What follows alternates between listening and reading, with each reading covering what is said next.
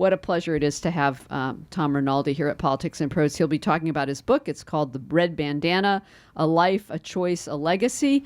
Tom's a journalist. He is likely a very familiar face and voice to any of you who watch ESPN, where he's been a national correspondent since 2002.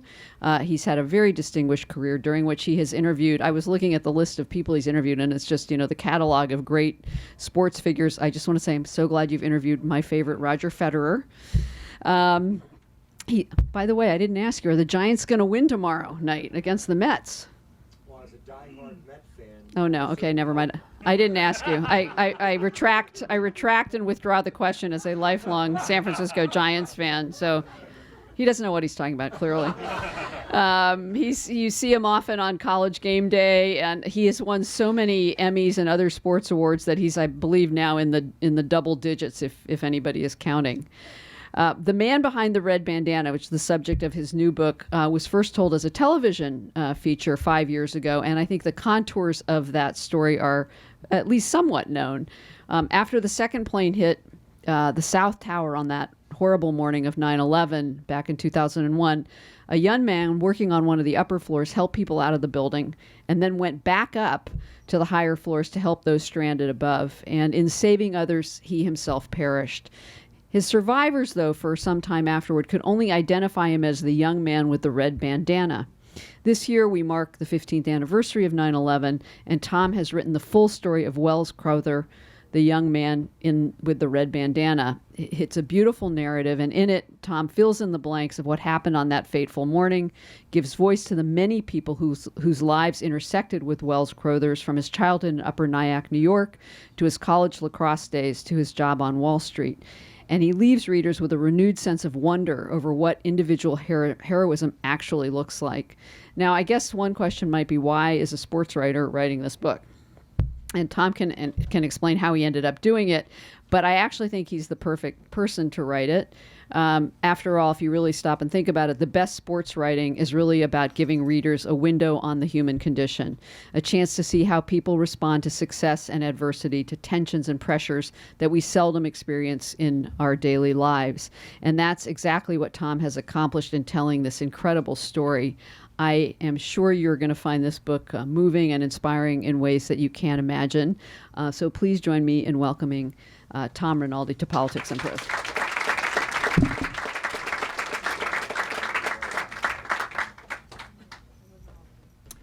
If it were up to me, I would like to stand in front of the lectern, but I know that the shop Politics and Prose records this, so I'll stay back here for the amplification. Let me begin first just with the most important thing I can say all night, and that's thank you. It's an incredible honor to join the all-star roster that has given signings and given readings here at Politics and Prose, and I'm very grateful to you for taking some time out from your busy lives to spend a few minutes here and learn about the man in the red bandana. So thank you very much. I want to start out by doing something backwards. Usually there's a reading or a discussion, and then at the end there's a Q&A. But instead I'd like to sort of start with the Q. Because at the center of this book is really a question. And here's the thing. It's not optional. The question is headed toward each and every one of us in this room right now. We just don't know when it's going to present itself in full to us, what its timing is, where we'll be, what we'll be thinking or doing, what the shape of our lives will be when it arrives. But make no mistake, it's going to arrive. And when it does, each of us will have to author an answer as best we can. At the center of this story, which is rooted in 9/11, is this question. I wanted to begin by reading to you an exploration of this question, which applies to every one of us in the room.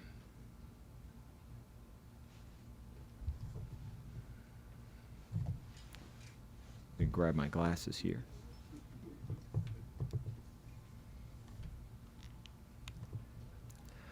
What would you do in the last hour of your life? Where would you be? What would it look like? Who would remember it? If you could know, would you want to? Would you receive that knowledge with dread or accept it with grace?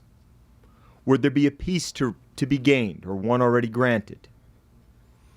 If you understood the mortal clock, what would you trade to gain another hour and then another after that?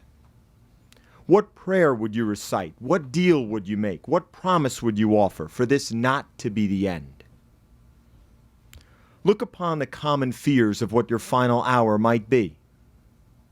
Take the typical conditions and likely circumstances.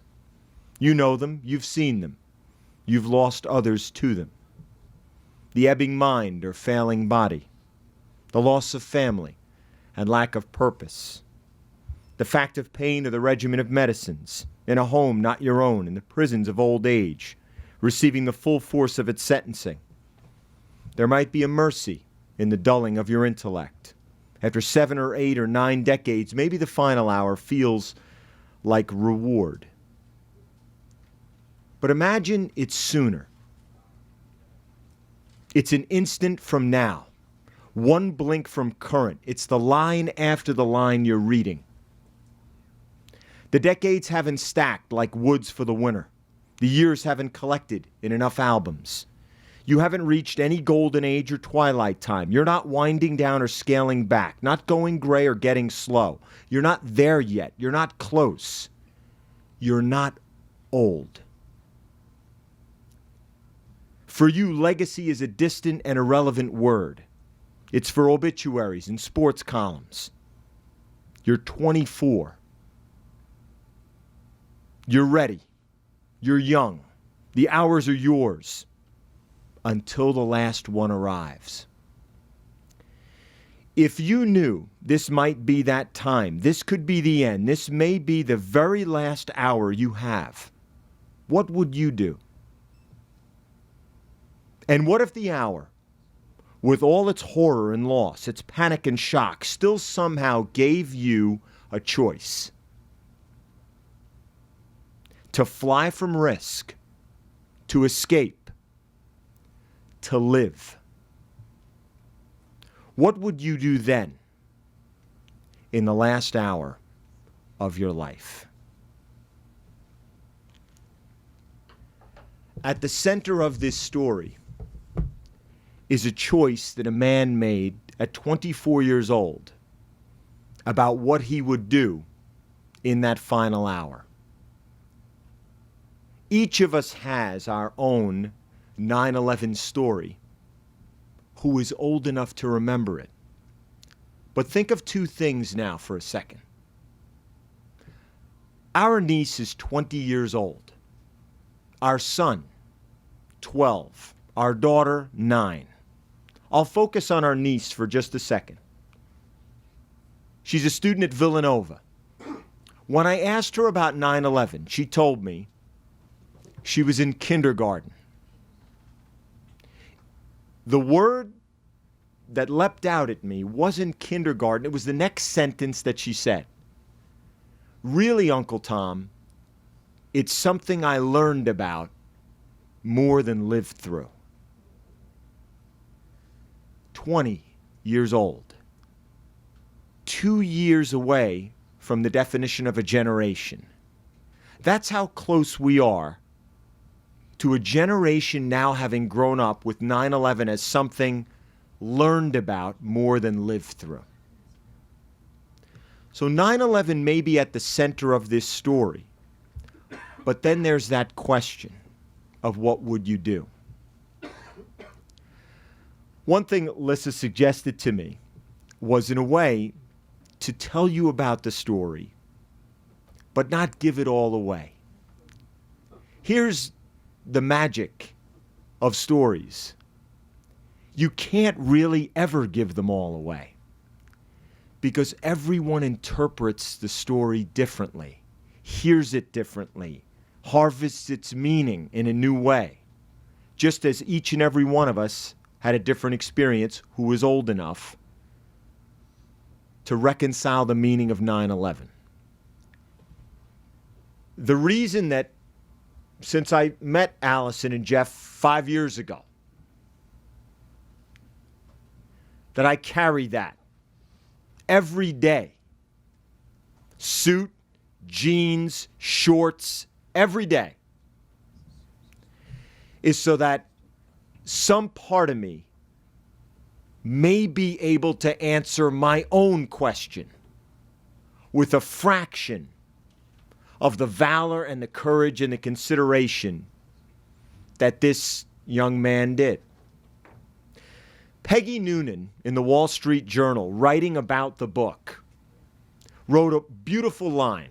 And we've been lucky. The book's been very well received. It's been on the New York Times bestseller list the last 2 weeks, and that's meant a great deal to Allison and Jeff. But Peggy Noonan asked Allison a question I never did when she interviewed her. How do you make a hero? The reason I didn't ask Allison is because I knew, or at least I thought I did, what her response would be. And I think Peggy discovered that response. That Allison was too embarrassed to answer. And she did not think it was her place. The first part of the book traces where character might form and come from, how it's nurtured, where it's cultivated, what a family does, what a sports team does, what a coach does, what a local firehouse does around the corner. The middle of the book is 9/11 through the lens of one life lost and the lives saved. But the third part of the book is about this natural, unexpected, wonderful spread of legacy based in this one clue. For without this, Jeff and Allison would not know the answer to what their son did in his final hour. I want to read to you, if I could, if you'll indulge me, 2 other short passages.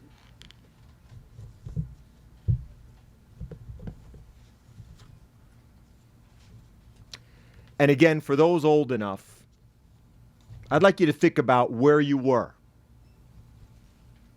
Where you were that morning of brilliant blue in the northeast of the United States. And then I want you to think about a different passage of time. 9:59 a.m., 56 minutes after Flight 175 hit the South Tower. Collapse. The South Tower's disintegration took 10 seconds. Is that the time it takes to read the last 3 lines? To clear a dish from the table?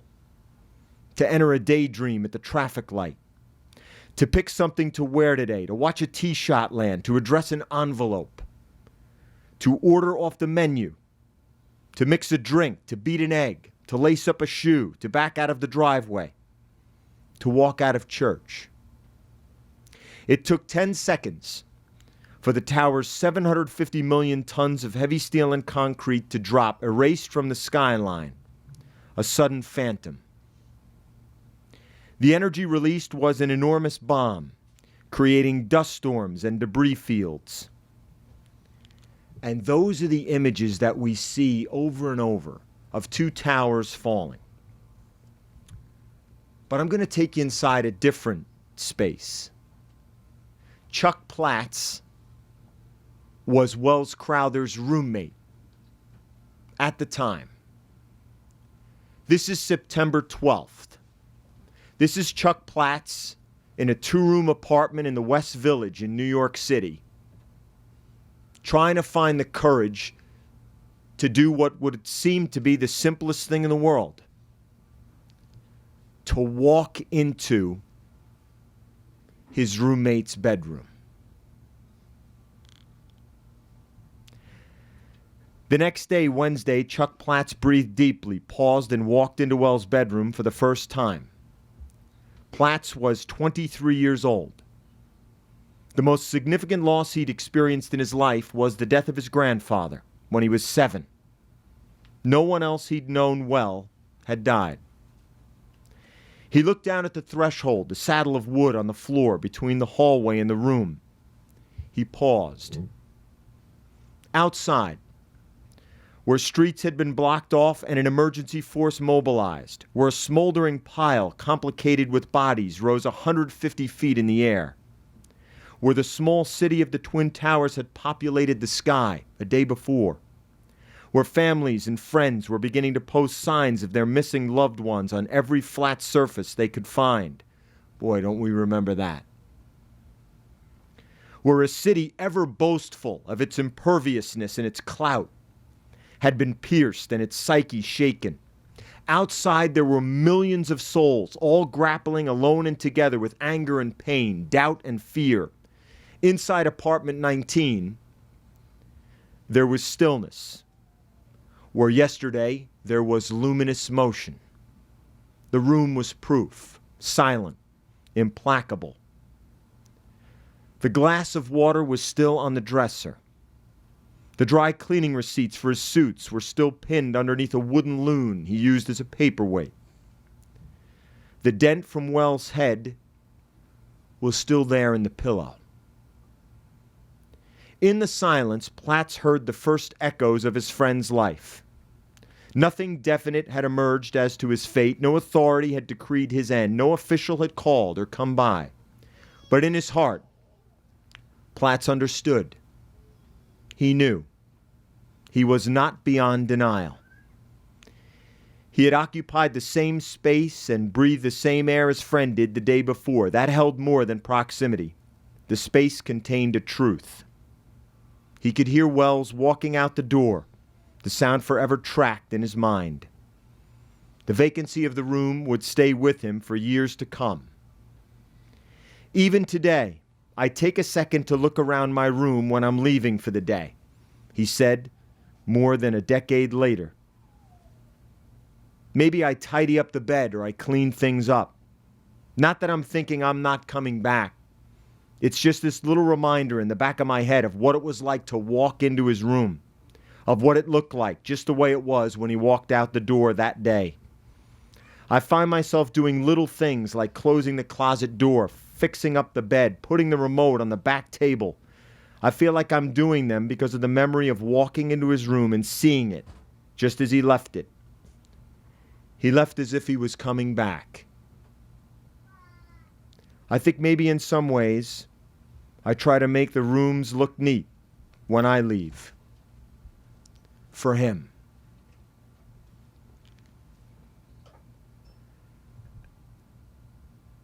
How do you make a hero? The book doesn't offer any definitive answer. Instead, it traces a young life of an athlete and volunteer fireman, of somebody bullied when he was young because he was small, of somebody who broke his hand in a college fight because he thought a bully was picking on someone else, of someone who decided in bitter cold after a freak ice storm to skate naked behind his dorm, only to have his roommates lock the door when he tried to get back in. It's not hagiography. It's an American life. And at a time, and Lissa referred to it, put your seatbelt on, of such division and discord in our country, for those who remember it, the unity that we felt as a people, and where we are now, this is a slim book, perhaps offering some common ground of our character and our courage and our valor when the question reaches us. Allison and Jeff, They were determined to make good from loss. It's not easy. The book discusses those successes and those failures, a parent's unique heartbreak, and the enormity of their pride when the president, in opening the 9/11 Museum in the spring of 2014, chose to mention one name out of 2,977 souls who perished. One. He mentioned this name. Not because it's unique, but because it's universal. Not because it's separate, but because it's part of the collective. My family and my friends asked me as I was writing the book, does it end in an inspiring or hopeful way, or with a note of loss? When someone asks you that, you know the answer they want to hear. It's not really an earnest question.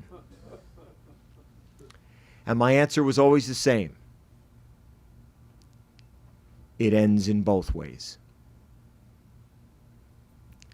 I'm very grateful for you coming tonight and indulging me with your attention and your attendance. And again, I'm honored to be here at Politics and Prose. Thank you guys very much.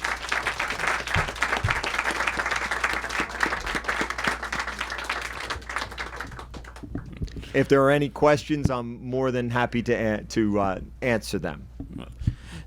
Thank you for coming in. Thank you for not just this is amazing, but for all of your reporting over the years. I've watched you since I was in high school, and thank you. That makes me feel very, very old. Yeah. And I am, so I deserve it. But I did see the presentation you did for ESPN before you did this, and Right. I know 30 for 30, which I think is the best documentary film series out there today. We on any appreciate that subject. very much. That's very kind. I have to say, is this going to be turned into a full-length 30 for 30 presentation? This story was originally presented in 2011, and even though we were indulged with 13 and a half minutes of national television time on ESPN in my day job, obviously 200 pages is a much more fuller treatment and a different kind of narrative. I guess the humblest way to respond to that is there have been some people certainly who have reached out from different venues, and we're grateful for all of that interest, and we'll see what takes shape. But I appreciate you asking. Thank you. Thank you. Hi. So you talk about the central question of what makes a hero, and you spoke about character and legacy. Did you feel like you set out knowing those were the themes you were exploring, or did anything present itself to you in the research, in speaking to different people throughout? There are any number of experiences in our lives which can't be approximated. You can't approximate the first day of kindergarten. You can't approximate a wedding day, the birth of your child. And not to put this on that level, but you cannot approximate writing your first book. So it was a process I sort of learned by doing. And I wrote the book very much out of sequence, based on what reporting I had at any given time. I think I always knew I was drawn to the story for those themes, but did not know they would present themselves, hopefully, through a showing more than a telling. But those themes are certainly very strong, and I think that's what drew the president to them. That's what's drawn schools across the country to use his story as the basis of a character education curriculum.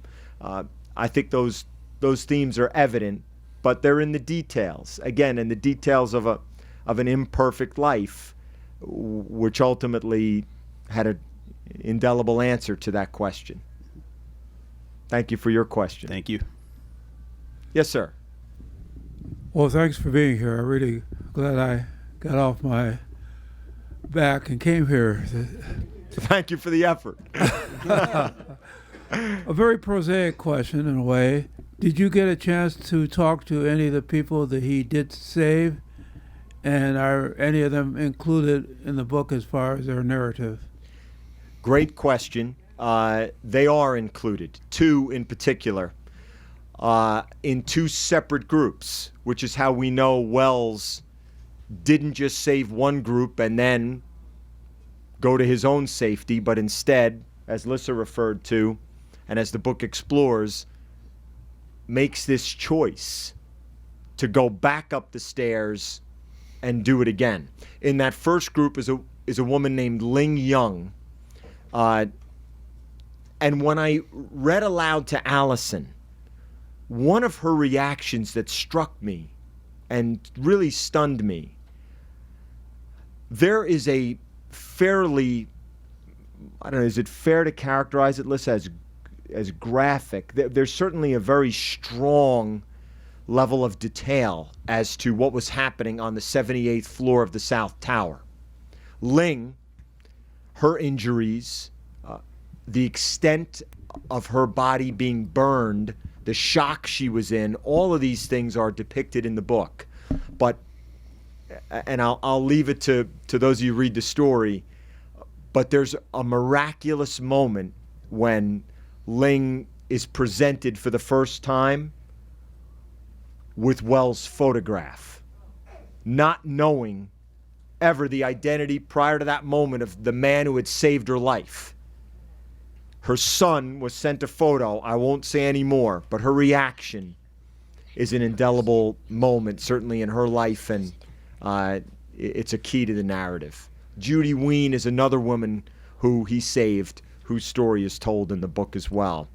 There's also a scene where survivors and Wells' parents meet at Wells' home.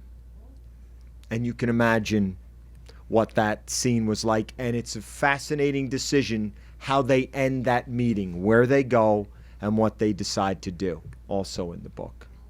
Thanks for that question. Thanks for the great answer. And the book. Yes, sir. He's obviously waiting. No, go right ahead. Oh, thank you. What is your name? Bernard. Bernard. While I was listening, I noticed you had a blue bandana in the front pocket of your jacket. I do. I have bandanas in different colors. I did not wear a red bandana here. Full disclosure, I arrived to you having worked my day job at the memorial service, the public memorial for Arnold Palmer today. I was fortunate enough to be both a reporter there and an invited guest into the Basilica. And sometimes at events like that, while I didn't dress in the darkest shades, brighter shades sometimes don't seem to fit occasions like that. So I wore a blue bandana instead. Arnold Palmer was an icon, a wonderful man, and a friend to nearly everybody that he met. That's why, Bernard. But thank you. Thank you for your question. You're welcome. Yes, sir. Thank you for your inspiring story. Could you talk a little bit about the father-son relationship? There's a sound that Jeff Crowther would make when he would go to games and watch his son play.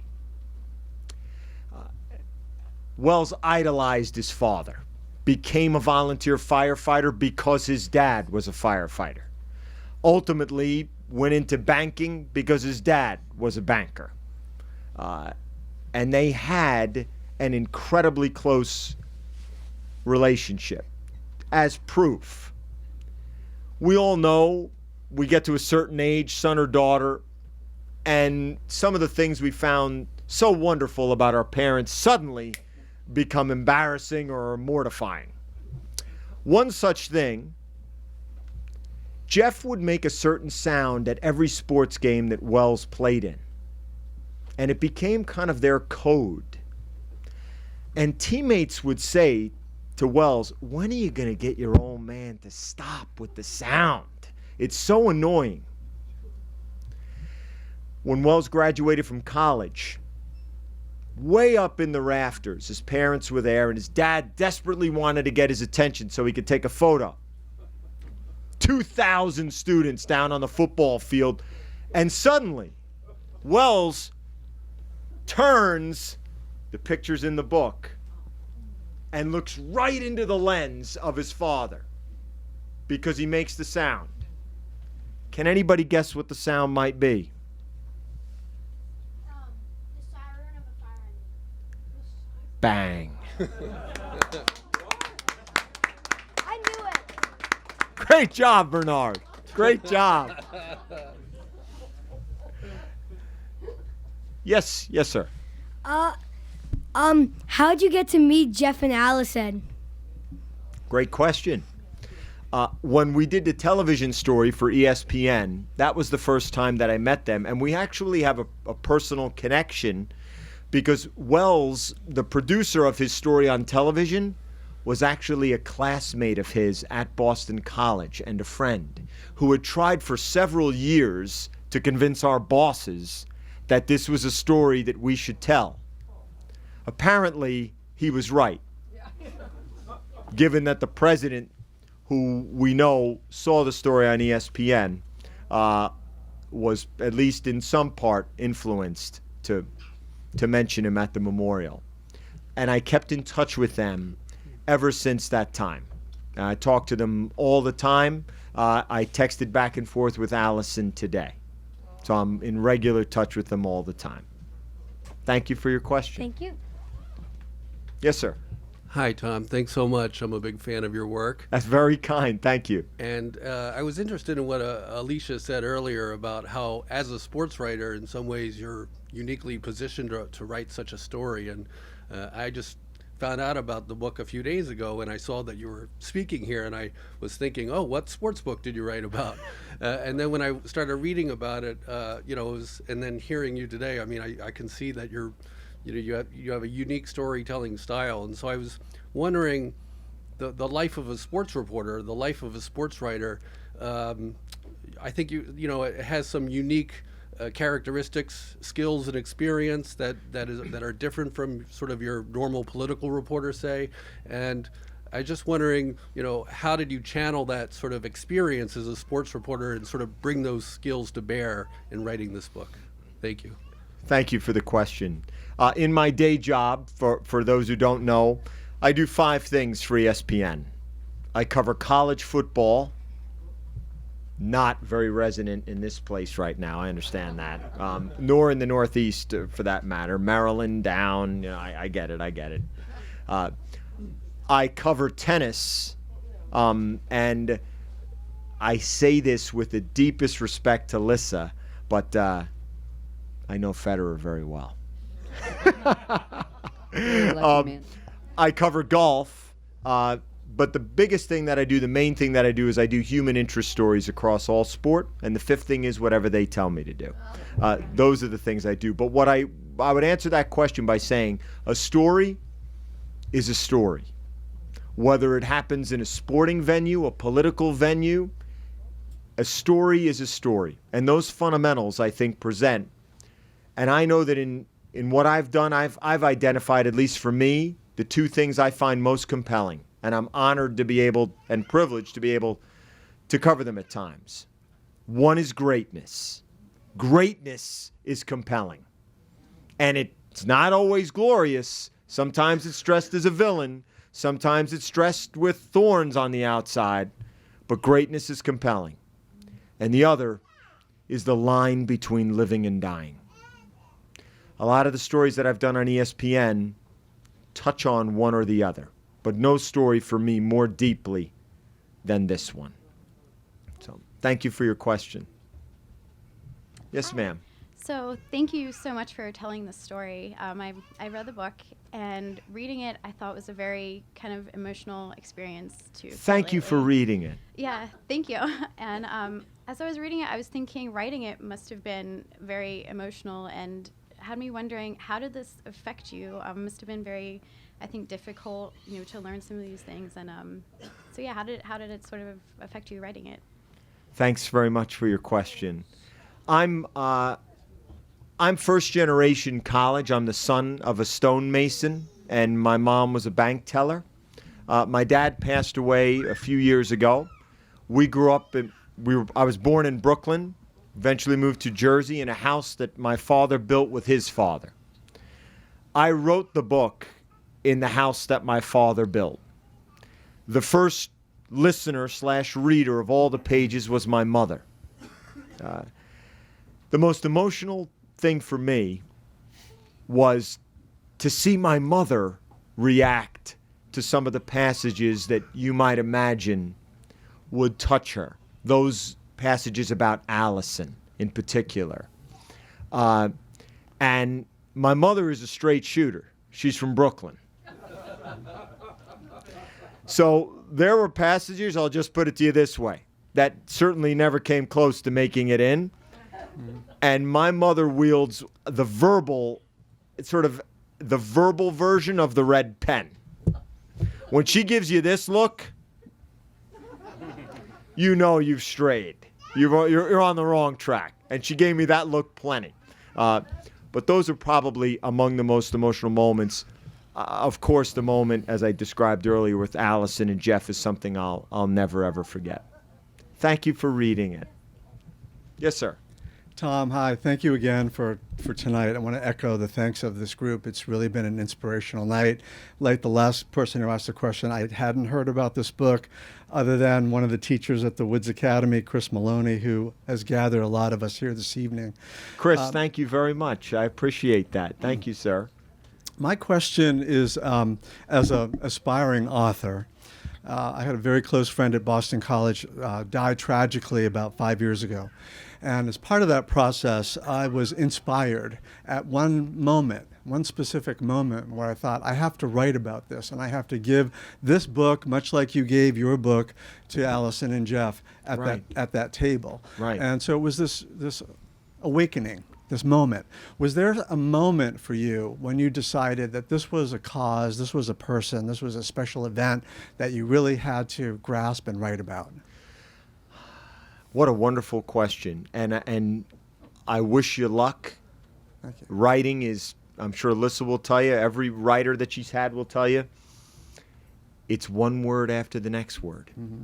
It's one sentence after the next sentence. It's simply a disciplined, determined effort. Mm-hmm. I know there are Tom Wolfes out there who can sit down and seem to conjure something out of the air. But I also know Catcher in the Rye took 10 years to write. Wow. So there's an example. When I felt it was a mission, I think as soon as we told the story on television and we felt that great connection to Allison and Jeff, but we were astounded at ESPN. I mean astounded at the reaction to the television version. Wow.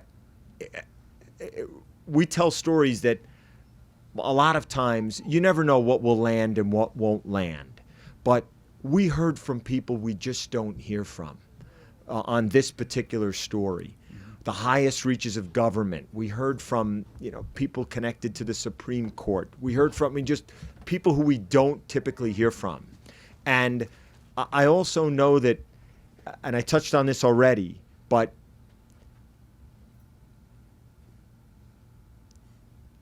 while it is not the rendering of a saint, it's a common life that did something deeply uncommon. Mm-hmm. There's good in that.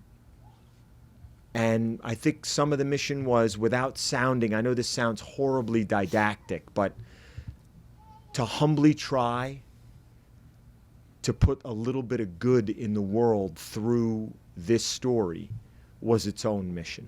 Mm-hmm. I don't know that we succeeded, but we tried. Thank you. Thank you. I think we have time for one last question. Tom, thank you again for being here, and thanks really for coming. Appreciate the great work. I'm very envious of all the individuals that you get to talk to in your line of work. So, sure. But job well done. My question is really two-pronged. How have the challenges that you faced in your career to date prepared you to either take on this story or take on the book itself? And I guess the follow-up to that is, how were you not prepared to take on the story or the book itself? What a great question. Thank you, and thank you for coming. I'll answer the second part first, and I'll just say that I was completely ill-prepared to do this. As I said, there's some experiences you cannot approximate. I think one proof of that was I had a bedrock level of doubt that I could do this. I mean, bedrock. My wife, the seating order may change, but for me, she's 3 seats from Jesus. The fact that she hung in there with me through my endless doubt, she's the greatest, period. And if she were here, she'd turn red and everything else, but she'd know it's true. All right.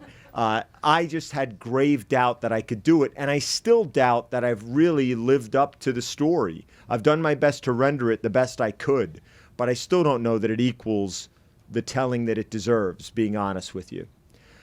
If I could leave everybody with one last thing to the first part of your question, what prepares you?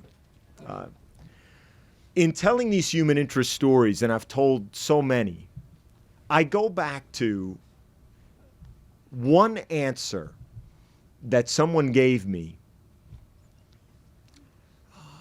I think 18 years ago now.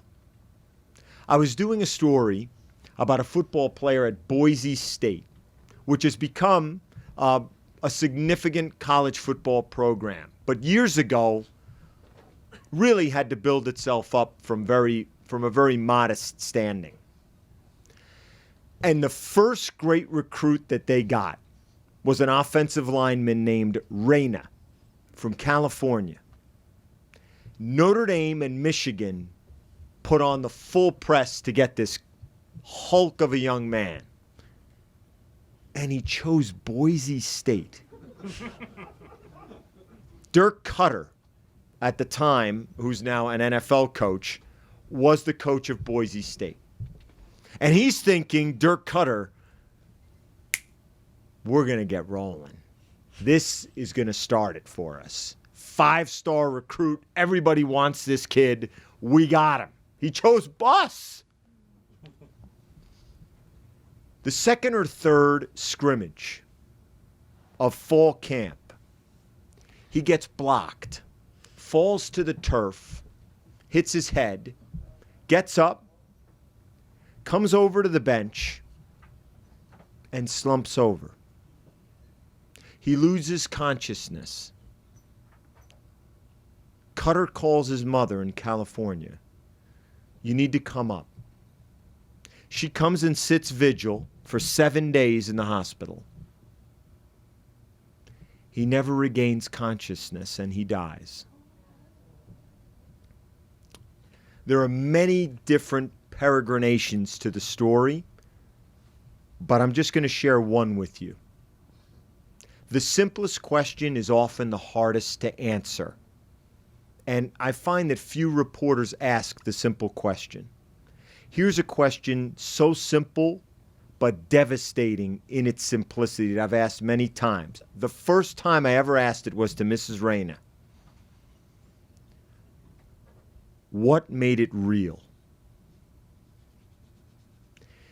She said that the day that his headstone arrived, she walked to the plot, she saw it set, and she looked at it and something struck her. And this is a thought which is not original, yet I had never heard it before. She said, I looked at the stone and thought of my son, and I saw only 3 things. His name, 2 dates, and a hyphen, a dash.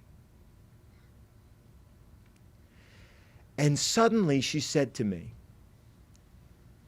and I realized that that dash is all you get. And I became determined from the time I left that cemetery that every day I would pick up my chisel and I would do my best to carve my dash and my hyphen in that stone every day for the rest of my life to honor him. And she went straight from there to Boise and asked if she could address the team. And she told them, I don't want anyone to ever play with fear. This is not going to happen to you. It happened to my son, and it won't happen to you. Play fearlessly as he would want you to. And of course, in the sports telling of the story, they were picked preseason to finish dead last, and they won their first conference title. Pick up your chisel and carve your hyphen every day. When people tell you things like that, you feel compelled to share stories. And I'm a constant witness, and I'll constantly marvel at the strength of what we bear. Thanks for the question. Thank you so much for coming tonight. Oh, we have one more. I'm sorry. One last question. I'm probably repeating a question, but what really encouraged you to write the book? It's a great question. Nobody asked it. It's not a repetition. And I would say, truthfully, 3 things were my prime encouragements. My wife, son, and daughter. I told them it was going to take a lot of time to write it, and I already missed a lot of time in their lives traveling for my job. And at the time, our daughter, how old are you? 10. Okay. At the time, our daughter now is 9. At the time, she was 7. And she looked at me, and she said in a sentence I'll never forget, "You have to write it. There's no choice." That was my chief encouragement. Thank you. Thank you for your question. Thank you, guys. Thank you all so much. Tom will be up here if you have a book and would like it signed. We have copies up at the front.